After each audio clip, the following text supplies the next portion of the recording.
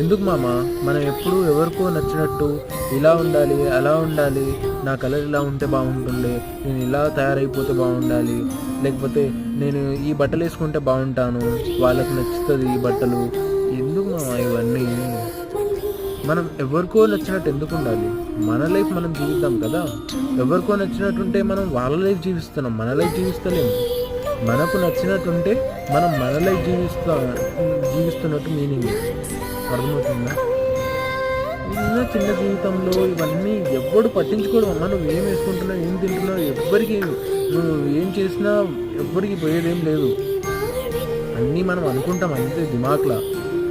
So ఇవన్నీ పెద్ద mind చేసుకోకండి. మనకు దౌలత్ ఉండాలి, డబ్బులు ఉండాలి, మంచి ఉద్యోగం ఉండాలి, మంచి ఆస్తి ఉండాలి, లేకపోతే మంచి బిజినెస్ చేసుకోవాలి, రాజులాగా బతకాలి మామ మనం. ఓకేనా? తర్వాత ఇవన్నీ మ్యాటర్